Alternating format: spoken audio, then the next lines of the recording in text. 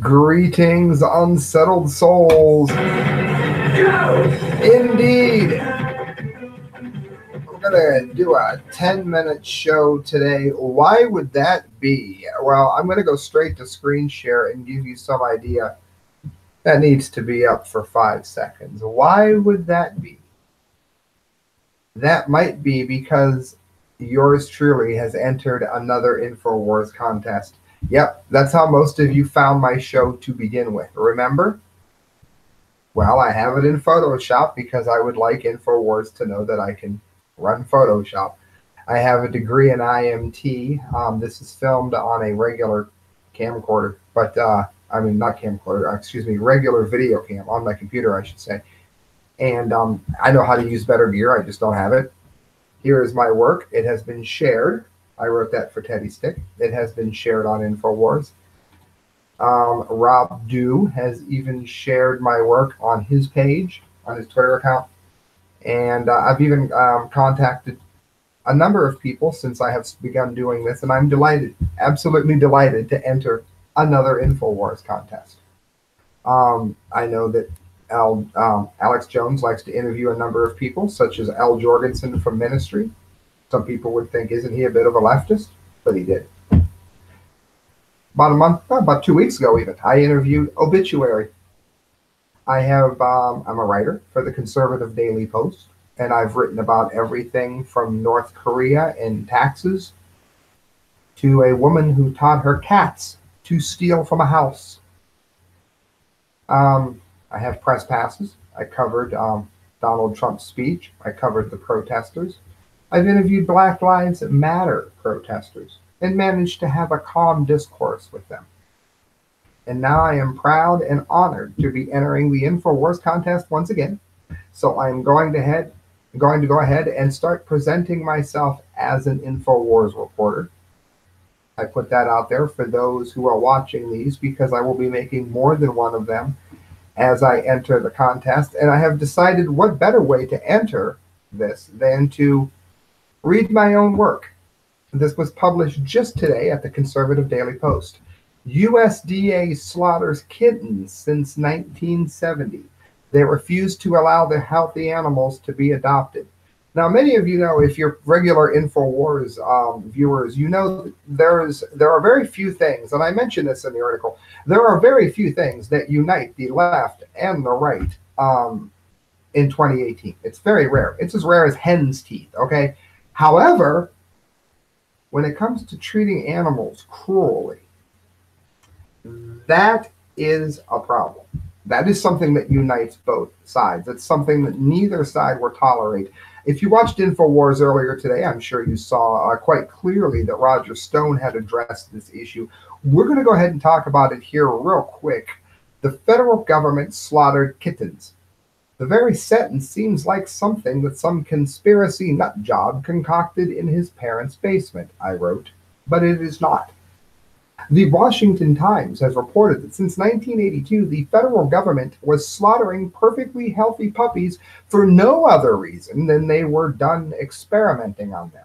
They even write that very thing has been happening with kittens in Beltsville, Maryland. And of course, that the Washington Times is calling for it to stop. Any sane person would call for this to stop. Listen to this. The United States Department of Agriculture breeds hundreds of kittens each year so that they can be fed toxoplasma-infected raw meat, and scientists can collect parasites from their feces to use in experiments. At a mere 3 months old, once the testing is completed, they are murdered and incinerated as if they were rubbish or mere packaging. That might sound extreme. It's not extreme. It's happening now. Your tax dollars are paying for it. Every time you pay your taxes, you're paying for this. It sounds absurd, but it's true.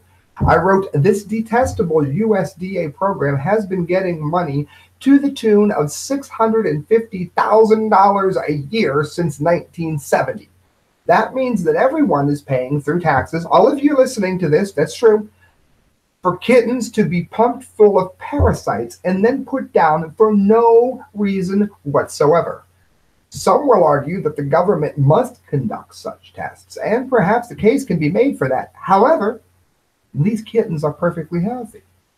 Once the parasites are removed, and they are able to live long, happy lives as if no testing had ever been done on them. They are no different from any pet that picked up a parasite, went to the vet, and was cured. So you're wondering, wait a minute, Sam, wait. Pause. Are you saying that the government is killing kittens who are healthy after they're tested on? That's exactly, unfortunately, what I'm saying to you. The White Coat Waste Program is the group that has exposed this most callous of programs. It's terrible to think of how many wide-eyed cats have met their end in the years since it all began. Quote, the USDA kills all of the kittens, even though it admits that virtually all of them are healthy after the experiment. And that's according to the WCW website. Literally, their own words. Now, they try to give themselves a little bit of wiggle room here. Watch this. It's priceless. They also say not the government, of course. They also say expert authorities, including the American Veterinary Medical Association, the American Association of Veterinary Medical Colleges, and the U.S. Centers for Disease Control and Prevention, agree that Toxoplasma exposed cats are safe and adoptable because after just one Toxoplasma exposure, cats shed the parasite, become immune, and won't transmit to humans or to other animals. To put this into perspective, I wrote, the kittens were infected in order to create a life-saving concoction like Toxoplasma, and it works. Even with this being true, the cured kittens are slaughtered as if there were no cure. The USDA has said that claiming that they don't put down 100 kitties a year, and then they say it's a serious overestimation. But documents obtained via the Freedom of Information Act seem to support the claim, however, regardless of what the USDA wants to admit.